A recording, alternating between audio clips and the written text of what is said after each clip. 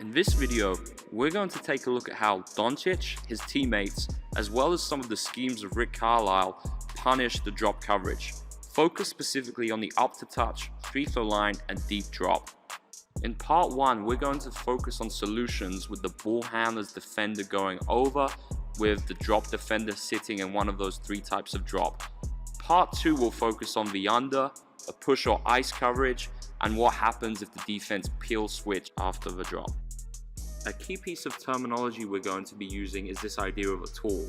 And a tool is something that the offense uses to punish the way the defense decides to guard the action. But the defensive coverage is not just the only factor which determines what tool is used. This is a complex and dynamic equation with other components such as the pick and roll spacing, the offensive and defensive players who are involved in the pick and roll action, time left on the shot or game clock, influence from previous possessions, and possible coach interventions such as timeouts or scout reports. To make it easy to understand, we're going to start by looking at the tools that the ball handler, i.e. Luka Doncic, can use when playing against the drop. And these are all just single tools on the left, one thing that the offensive player can do to beat the coverage. Some of these things can be combined and tools can be used together to expand upon or to multiply an advantage. Take for instance the hostage dribble, which could be combined with a snake, and many other potential solutions. With the basic theory explained, let's take a dive into the clips, and starting with the reject, the master tool against any type of ball screen coverage. Luka uses a small skate dribble to set up his on-ball defender, creating that window to then reject. He's excellent reading the floor ahead of him, which gives him the ability to make great decisions such as this Euro step around the help defender. Playing against the free throw line or deep drop makes it easier for the drop defender to absorb the handler rejecting, which isn't something possible on an up-to-touch drop or other forms of more aggressive ball screen coverage. What Luka's so smart at doing here is by bringing the drop defender back out to the three-point line where he's uncomfortable. This leads to that stunt and easy pass for the corner 3. Rejects can occur early or late. Here a slightly later reject occurring as Lillard arrives at the ball screen before Doncic. The technical use of tools is really critical, and here with the on-ball defender closer to Doncic, the crossover is not the optimal solution because it allows him to dislodge the ball. Against the closer on-ball defender, using a through the legs to reject prevents Marcus Smart from being able to dislodge or steal the ball.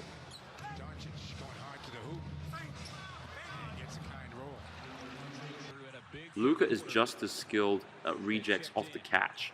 Here you can see he uses a quick jab step to create the window to reject. Here's a quick summary of using the reject. Now we're going to look at how Luka utilizes the pull-up 3 to punish the drop. And even though this is a tool used individually by Luka, the ability of his teammates to set good screens is what allows this tool to be successful. The most important points of emphasis are for the screeners to screen the back pocket to create a good angle of attack, as well as using the hit and hold technique, credit to Coach Liam Flynn, whereby the bigs hold their screen a little bit longer, which then creates separation for Luka to shoot the pull-up. Shooting the pull-up 3 can only happen if the ball screen is set higher up on the floor. By setting the ball screen higher, it prevents a mid-range pull-up being taken, which is not as efficient and can occur if the ball screen is set closer or on the three-point line. The up-to-touch drop, as used here by Baines, sometimes prevents the pull-up 3 being taken. Against an elite shooter like Doncic, this contest is not enough to prevent him letting it fly. To produce this video, we've looked at all of Luka's pick and roll possessions with Real Madrid. There's no doubt this experience played a key part in turning him into the great pick and roll decision maker he is today. Here we can see some elite screening by Felipe Reyes. He uses the hit and hold technique, and then as the defender tries to navigate around the screen, he begins his roll. This makes it even harder for the defender to recover to Luka, conceding more separation.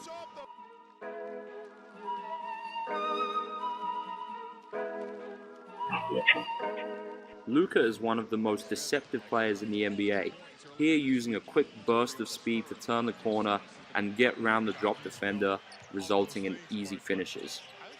Even if he doesn't beat the drop defender completely, Luka's size means that he can still get efficient finishes at the rim, which simply aren't possible for smaller guards. When you combine that size with incredible skill, it leads to good things. Here Luka uses a one-step finish to disrupt the timing of the drop defender, Miles Turner, who is literally counting the steps waiting to jump. By going off the first step, his timing is late and he's not able to contest the shot. Luka has a number of different finishing solutions against drop defenders, which make it even harder to contain him with this type of coverage.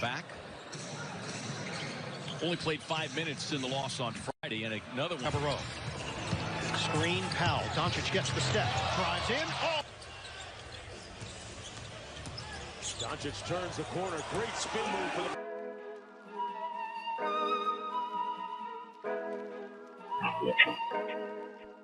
There are many other names for the hostage dribble, such as a cob, a piggyback, keeping the defender in jail, but Luka undoubtedly is one of the best players in the NBA at using this technique.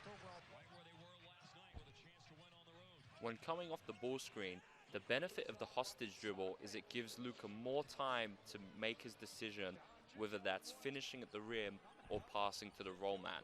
More of that will be covered in part 2 when we look at the role of the screener in beating the drop coverage. Luka uses his body to prevent his defender getting in front, whether that's keeping the defender on his back or on the side of his body to then finish at the rim. If the defender recovers on one side, Luka counters by picking a window opposite to the angle of recovery. Luka is great at slowing down and taking his time with his hostage dribble, but if he gets too close to the drop man, it can open up an easy opportunity to poke the ball loose. For the most part, however, Luka has a solution for everything. Even when the defense recover from the hostage, he's able to counter with his signature step back. Absolutely rolled here in the second half. Doncic steps back. That's good.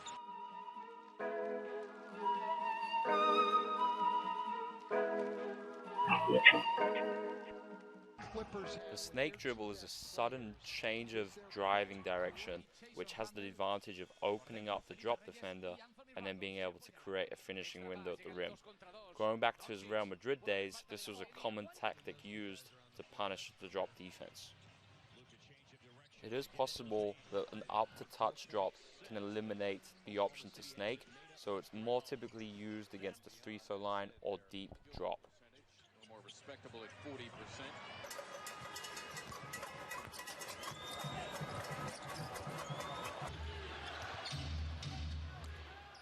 In these last two clips, you can see how tools can be combined. First with a hostage dribble into a snake, and then a snake into a hostage dribble used to keep and extend before converting the advantage.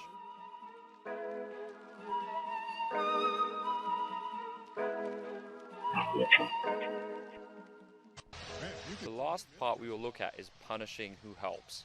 The main aim of a drop coverage is to contain the pick and roll to a 2-on-2 possession. However, the threat of a downhill attack or a roll man getting behind the defender can cause defenders to tag or be in deep help positions, cueing kick-out passes. Luka around the defense, kick-out pass, Justin Jackson. In all these clips, one of the individual tools already showed in this video are used to start the sequence, with Luka then making a kick-out pass to punish the help or the tag and result in a great shot for the team.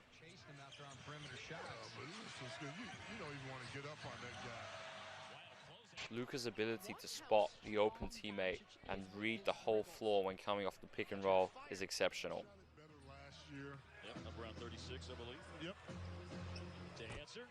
Most of the time, Luka makes the right decision. In this instance, a well-timed X out, and here, his teammate being a little bit too late to break the 3 in a row, lead to those turnovers.